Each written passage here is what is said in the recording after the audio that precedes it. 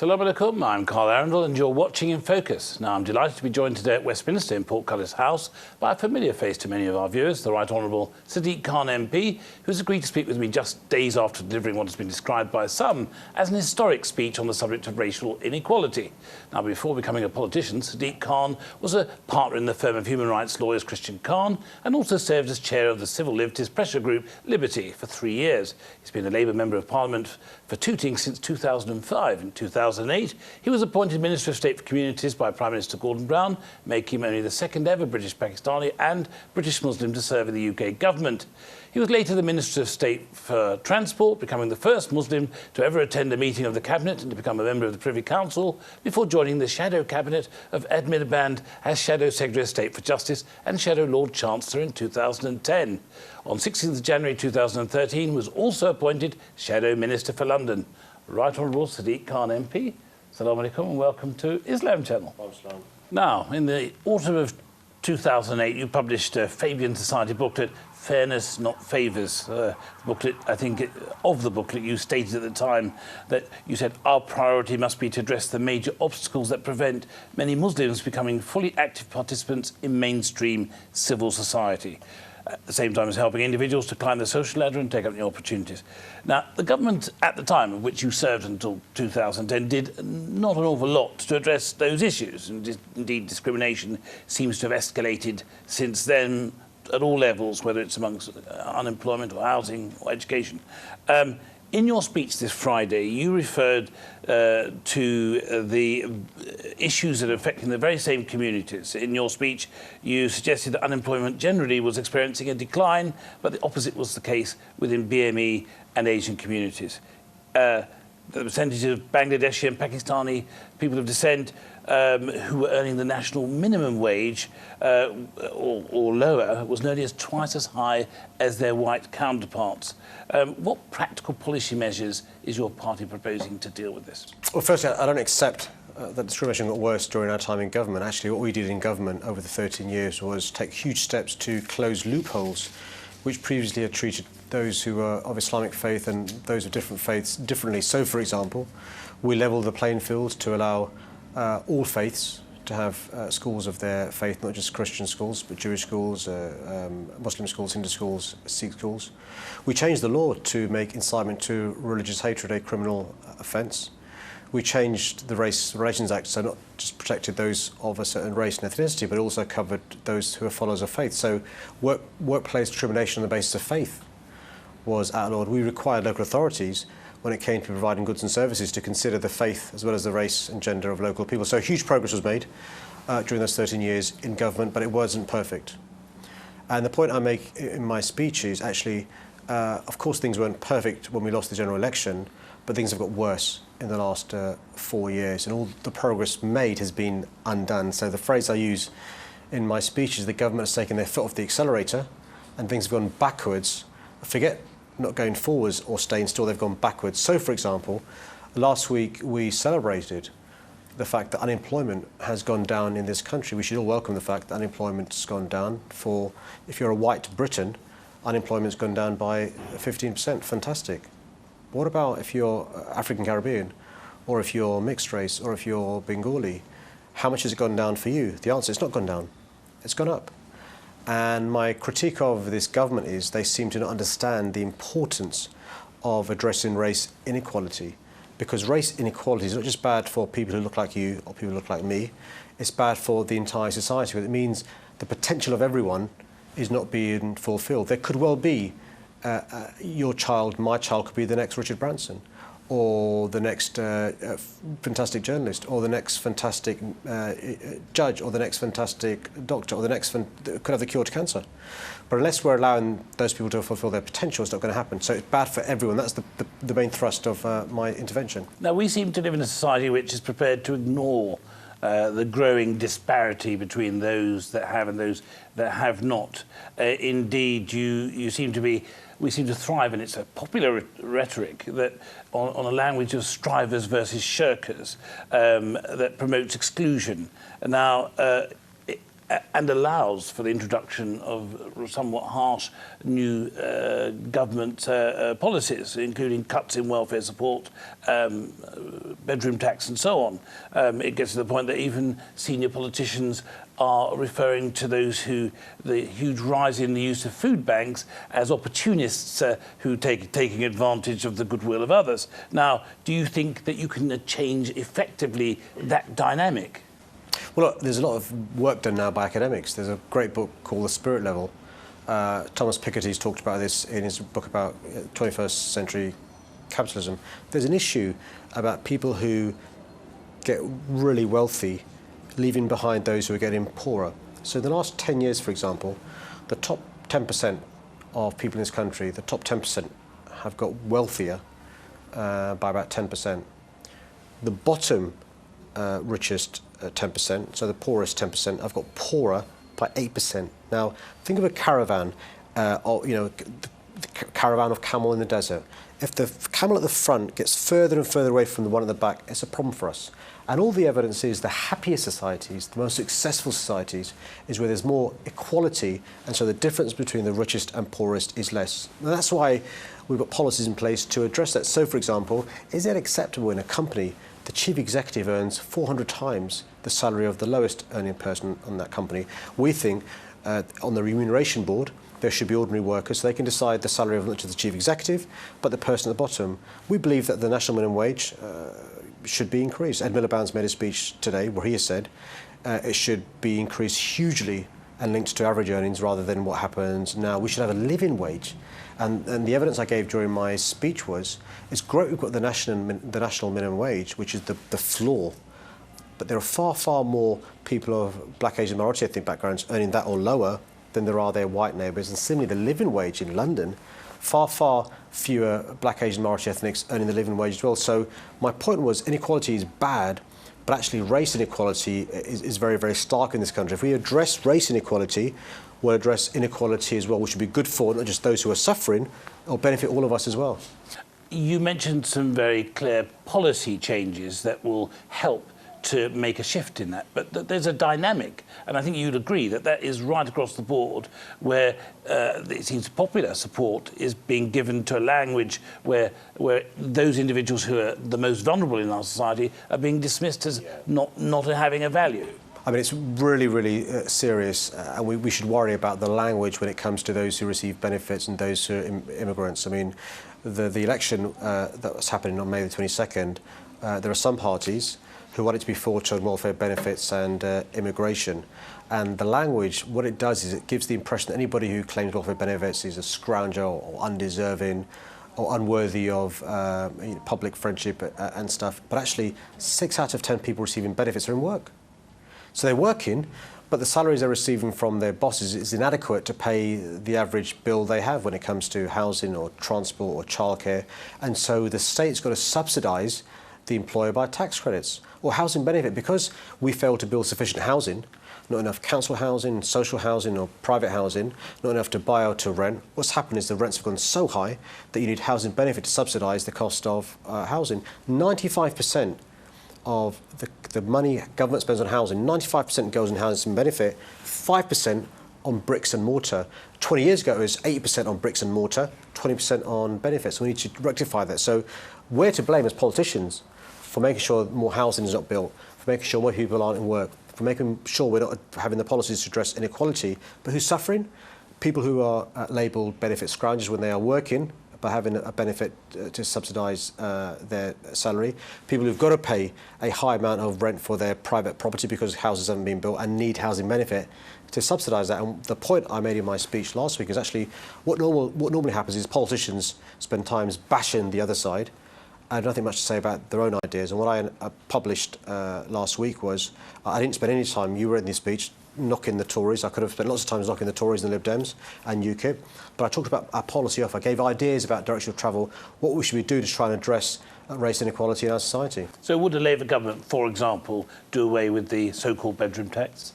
Well, one of the things that we understand is bedroom tax is having a huge impact on people who have a spare room, not because it's a luxury, but because they could have equipment there they need for the NHS. It could be because their loved one is serving in the armed forces. It could be for a very good reason. They can't find a smaller property because there aren't any two-bedroom properties available. So the next Labour government will abolish the bedroom tax. Well, there's a very profound announcement.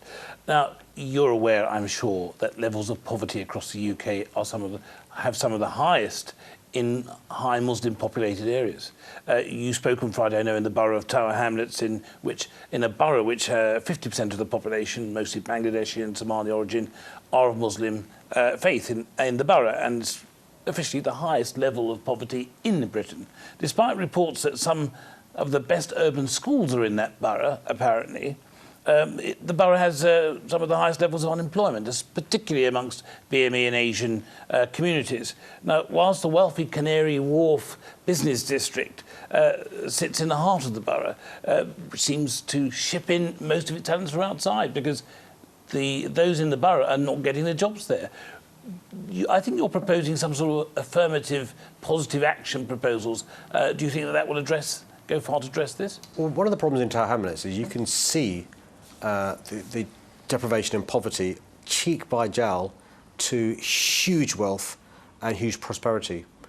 And what should worry us more is those who are living in bad housing, going to schools that, the local schools, haven't got the aspiration to get the jobs in those big tall buildings that are next door to them.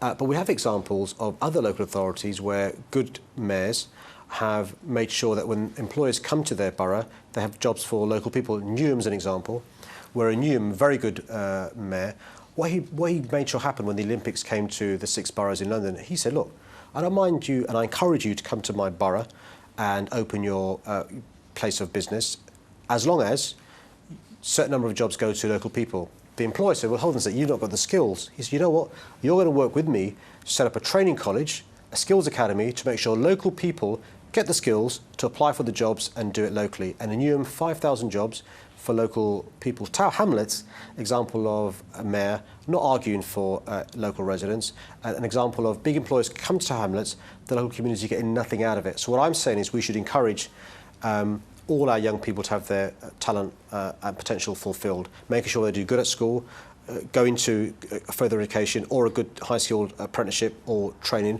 but make sure we use the power of procurement.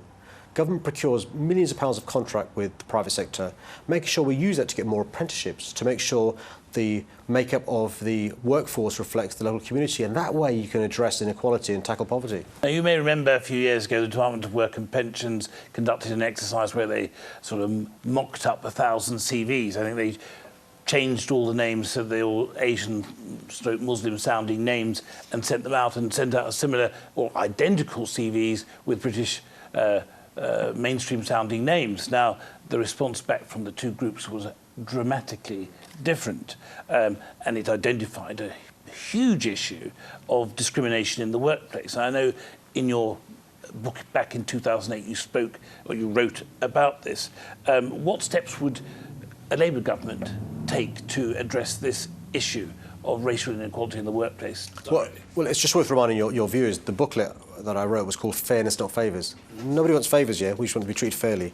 And it's important to understand the difference between that, number one. Number two, actually what's interesting is, and I talked about this during my speech, but if you go back to the first generation migration, mass migration in the 60s and 70s, the problem they faced was overt discrimination, name-calling, the N-word, the P-word, the signs in B&B saying, no Irish, no dogs, no blacks. Now, that problem's not gone away. There's been progress made, but a bigger issue for us is inequality. And the example you gave is a really good one. So we know that actually, there is inequality caused by race, caused by faith, and a number of different things as well. Women as well, big gender inequality as well. And what we need to do is make sure that we explain to those areas where there is inequality why it's important for them to sort it out. And if they don't sort it out, action will be taken. So, for example, look at our police service. Our police service in London in particular, but all around the country, doesn't reflect the communities they're supposed to police. How do we police? We police by consent. The public having the confidence to come forward and report crime, be a witness, give intelligence. If the public doesn't think that the police looks like them, has no confidence in them, they're not going to come forward. So it's in everyone's interest for the police service to better reflect the community it seeks to police. Stop and search, another example. Still the case, too many blacks and Asians stop disproportionately more than their white neighbours, but not then arrested and charged. Why? Because they've done nothing wrong. Let's go to the judiciary. The judiciary, 14% of the prison population is Muslim versus 4% of the general population. How many black, Asian, minority ethnic judges do you see? In the Supreme Court, none. High Court of Appeal, none. High Court, we've got a couple. Magistrates, very few. So we need to address the inequalities in the judiciary. And we can go on and on when it comes to chief executives of company. Top FTSE 100, only 4 are non-white. Only 5 finance directors are non-white. Media, everyone talks about the leadership debates. Isn't it important that Ed Miliband, David Cameron and Nick Clegg have a debate? It is very important. Let's just why have an Asian or a Muslim, dare I say, why can't you ask questions of the 3 leaders rather than David Dimbleby? Well, let me just tackle, there are several issues you've raised there. I mean, but before we move into the legal issues, there's been some new legislation introduced by this current coalition government, which has empowered, in inverted commas, the employer and eroded the protections for the worker. It is now quite possible for an employer to dismiss a member of staff without any justification or accountability within a 2-year period. Would a Labour government reverse such a proposal? Dealing with each of them. So what we did in government is, before we were in government in 1997, people forget what life was like before 1997. Before 1997, part-time workers didn't have any rights at all. And so we made sure part-time workers had the same rights as full-time workers. To bring a claim in the employment tribunal, you had to work 2 years. We said that's too long, because what employers are doing is dismissing you in 1.5 years' time. So we reduced it to 1 year rather than 2 years. We allowed people to bring claims in employment tribunals for free.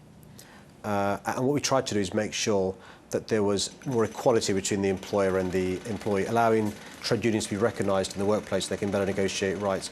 A lot of those rights, you're right, have been eroded away, and we will try and overturn the things that we can overturn. So, for example, we will go back to 1 year length of employment before you can bring an employment tribunal case. We're looking into how we can make access to justice fairer. There's no point having tribunals and courts if you can't access them. So cuts to legal aid. Bringing in employment tribunal fees. What is the point of having these courts and tribunals? By the way, courts and tribunals that everyone from around the world comes to use because they're the best in the world. If our own people, you and me, can't use them because of the tribunal fees or because no legal aid law is present. You mentioned stop and search. There's a huge disproportionate rate of stops for black and BME citizens in the UK. Also Schedule 7, where random stops are again overwhelmingly targeted at Muslims. And that's caused a huge breakdown in trust between the community and the police. What specific plans do you have in respect to those provisions? Are you expected to overturn and massively reform? Well, as far as stop and search is concerned, I mean, it's worth remembering that actually we thought that the government was having a review, and part of their review would mean, overhaul of the way stop and search works. In fact, what the government's proposed is tweaking some codes of practice, and we're not happy with that. We don't think they've gone far enough. And so what we would do is we would make sure, of course, that the police are properly trained, and that's fine, that's all well and good. But I think we need to look at Section 60, actually. Section 60 allows a senior officer to make an area, a designated area, and the police can stop and search you without any need for reasonable suspicion. So Yvette Cooper, my colleague, has already gone on record and said that's a really important thing we need to rectify, because it's very important we have the confidence of all communities if we're going to police the country properly. The independent counter-terrorism czar, David Anderson, has talked about his concerns of Schedule 7, and we're looking at some of his recommendations.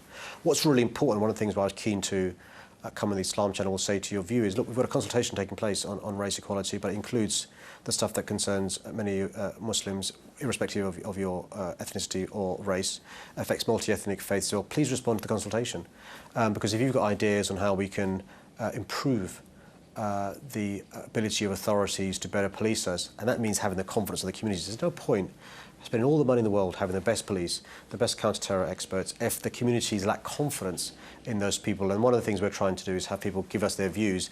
If you've got great ideas, we'll have them. Why wouldn't we? Especially if they don't cost lots of money. Even more reason, especially bearing in mind the sort of deficit we'll inherit. But the really important thing is for your viewers to respond to the consultation. Let's hope that call that you put out on this channel will result in an overwhelming response. So you've got a few specific proposals for reviewing Schedule 7 and stop and search, but I was speaking to Sir Peter Fahey, one of the lead police on counter-terrorism in the UK, on this very issue. His response was that in terms of reasonable suspicion as a component of any stop, this was something of a luxury that resources just would not allow. I got the overall impression that his was a question of sort of ensuring that there was sufficient intimidation to make sure that anybody who thought of committing a crime wouldn't do it. Well, look, the police have an important role to play.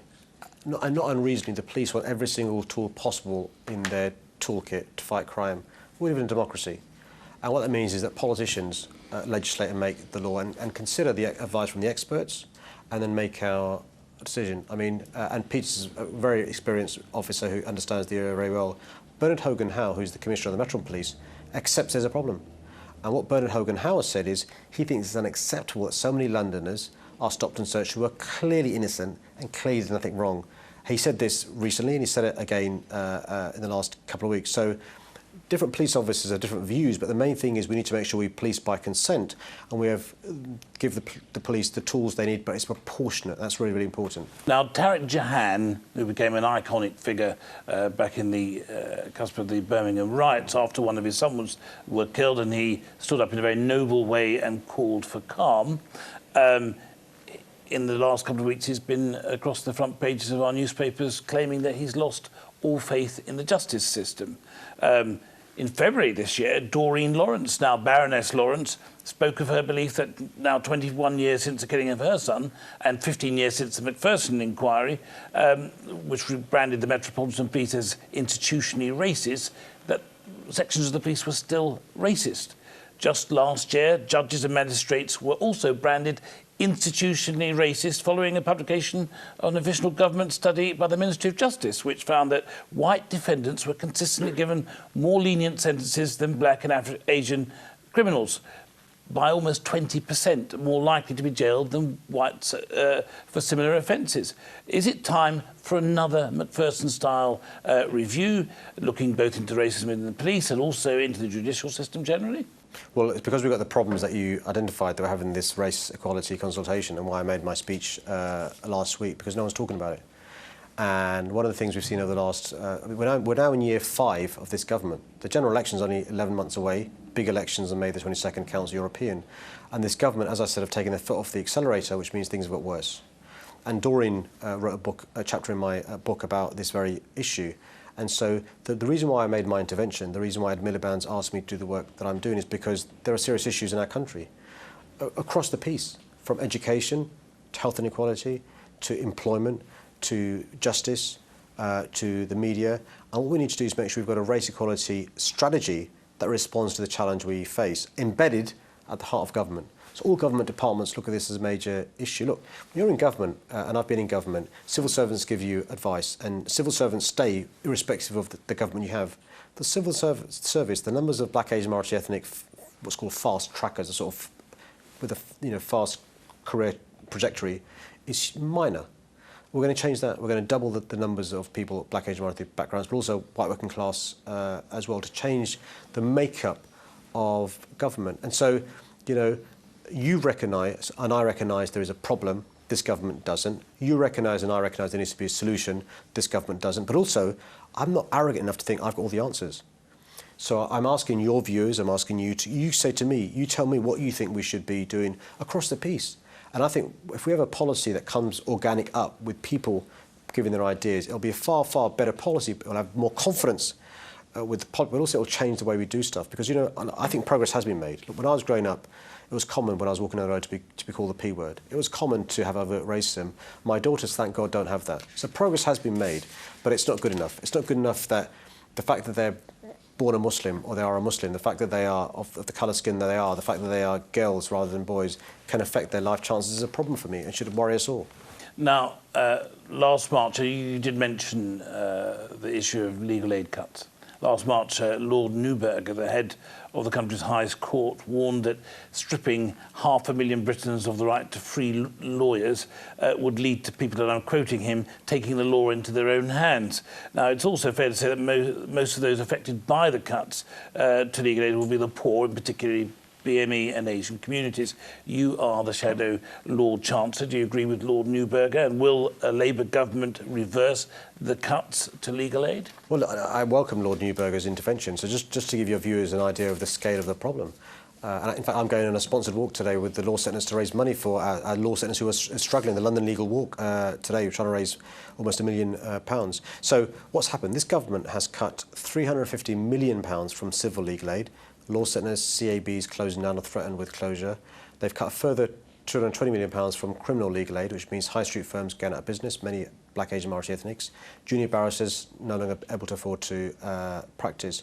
And the problem is this: if you have advice deserts around the country and you need access to quality advice, you won't get it.